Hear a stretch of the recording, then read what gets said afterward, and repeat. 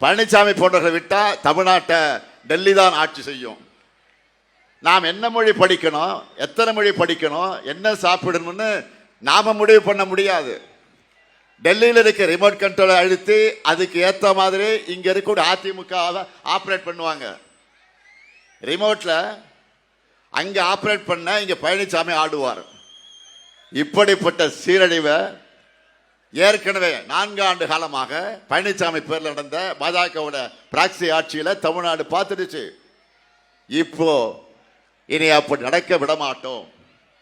தமிழ்நாட்டை கலவர பூமியா மாற்ற துடிக்கக்கூடிய பாஜகவையும் அதுக்கு அடிமை சேவை செய்கிற அதிமுக உள்ளிட்ட கட்சிகளையும் வேரோடும் வேரடி மண்ணோடு வீழ்த்தணும். நல்லா புரிஞ்சுக்குங்க, நாம போராடுறது திராவிட முன்னேற்ற கழகத்தின் வெற்றிக்காக மட்டுமல்ல, கூட்டணி கட்சியுடைய வெற்றிக்காக மட்டுமல்ல, தமிழ்நாட்டினுடைய வெற்றிக்காக போராடுகிறோம்.